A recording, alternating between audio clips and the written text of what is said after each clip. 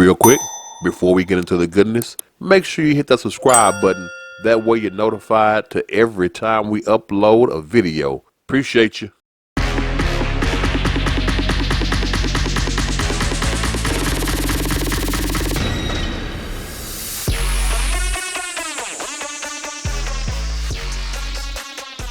Now, I want to talk about something that is not being discussed enough in the news cycle, and that is the out of control cost of housing. These ridiculous rent prices. I know that it's bad all over the nation. This I know. But it is particularly egregious here in Texas. Now, some of you might say, well, Tucker, that's because that's where you live. That's where you see it. That is 50% true. This is where I live, and this is where I see it. But you must take into account that Texas, for a very, very long time, was one of the top 5 states in lowest cost of living. Hell, it's one of the reasons that most businesses move their ass down here to Texas.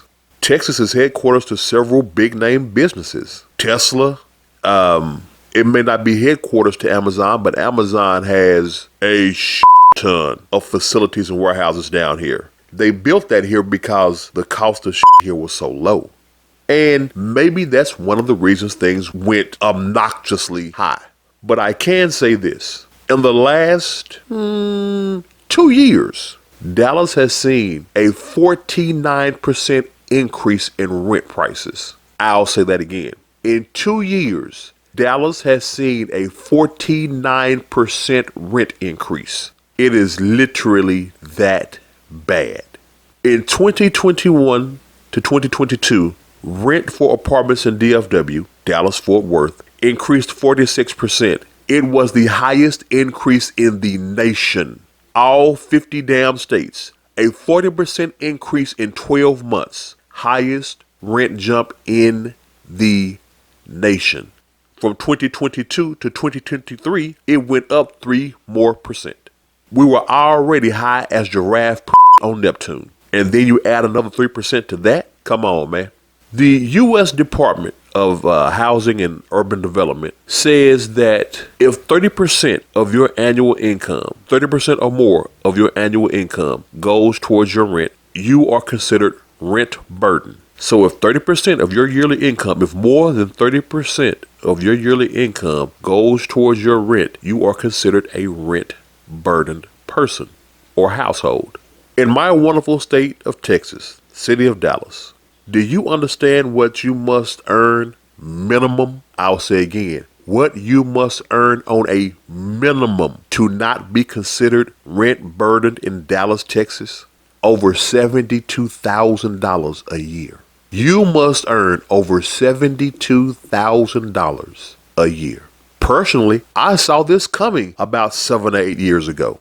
I was the one going down to city hall meetings and would tell them, dude, if we don't curb this in about 5 years, we're going to run into a problem called the working homeless. It was quoted in the Dallas Morning News. I said that. The working homeless is something that I phrase because you're going to have people that have jobs, good jobs, solid, nice jobs that simply cannot afford to pay rent. Do you hear how crazy that is? People that are working can't afford to pay rent. Where you're going to be forced now, where your entire life, that's a bit of an exaggeration, so let me pull back. You will have a significantly hampered personal private life because you're going to have 2 jobs just to keep a roof over your head, period. Point blank, end of the story. That's what's going to have to happen to earn $72,000 a year just to live here. I said I saw this and told this to the city council years ago. That's because I saw all these high rises and lofts and things being built around Dallas. And the prices they were charging were ridiculous. In South Dallas, not Southern Dallas County, you got to understand the hood vernacular. South Dallas, rough as back in the 90s, heavily gang-ruled territories. And suddenly, they tore down 2 of the 3 projects in South Dallas, completely leveled them. Just gone. I don't know where those people went because that was the Section 8 housing for that area. But keeping on track with the rent, those places were torn down and on a rough little street called Bear Street. That's one of the main thoroughfares in South Dallas. They built condos and townhomes that cost $100,000. And I'd be damned if people that were moving into the city bought them up. Because let's admit it, that's one of those factors. Businesses moved down here. They moved their people down here paying the same rates that they were out of state, so they had an easier time. Then you have greedy developers that see that, oh, okay, so we got Chicago paychecks coming to Texas. Well, instead of charging Texas prices, let's charge them Chicago prices. This is what I told the city council. If y'all don't get in these developers' ass, if y'all don't talk to these people that are owning and managing all these brand new high rises and apartments and shit like that, if you don't curb it, we're going to have a working homeless situation because you're not mandating a low rent section, a Section 8 area into any of these apartments. Now, Section 8 here in Dallas, affordable housing. You're tearing down what was affordable housing, building these new out of our price range homes and apartments. So what does that leave the people that were working and barely living just above poverty? They don't give a shit. City council didn't care. As long as they got a chance to get their beaks wet and make their little wink, wink, nudge, nudge deals, they didn't give a shit what happens to the people that are barely keeping their head above water. It was a you figure it out. You see, they had out-of-state money coming in. So they started charging out-of-state prices. Hell, even my home, from 2018 to now has tripled in value. Tripled. The only thing I did was add a privacy fence and replace the siding. Tripled in value. It reflects in my property taxes. But it's not something that's being discussed in the mainstream media. Why are prices for these homes so high? Didn't we learn anything in the early 2000s? Y'all remember that housing crash? Because now you have people that are entities, businesses that are building homes and apartments and all those kind of things that people will not be able to maintain and afford.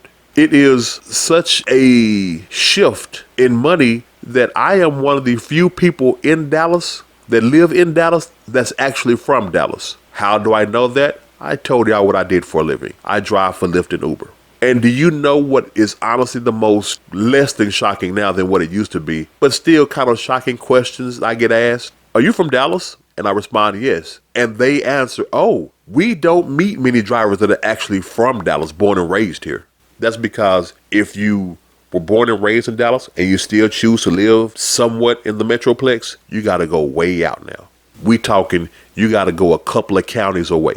And if anybody knows about Texas, a couple of counties away is a pretty good damn distance. But that's where you're going to find the affordable houses now. You got to go to small, no-name towns, which then makes your work commute a monster.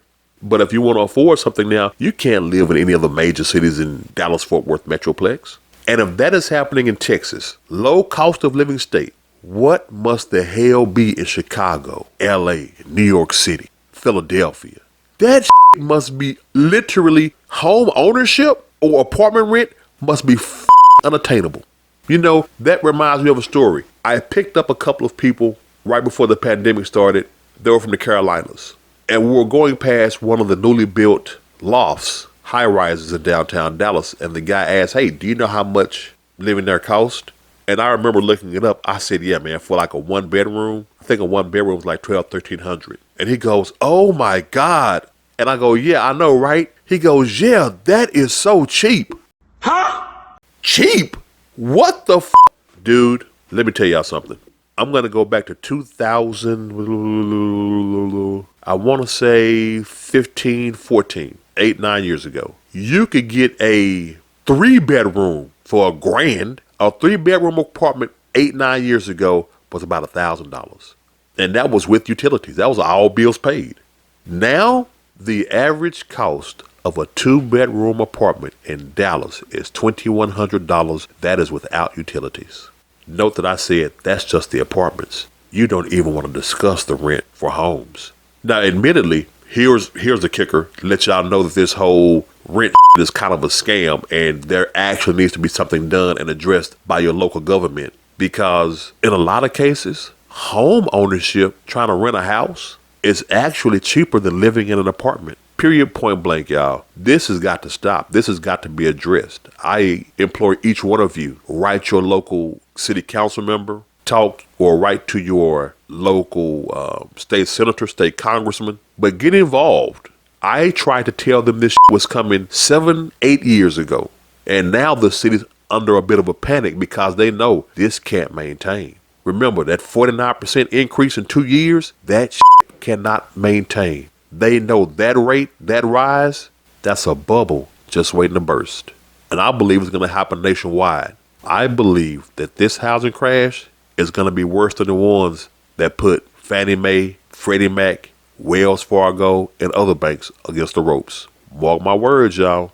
Mark my words. Hey, I hope you have enjoyed that YouTube exclusive video.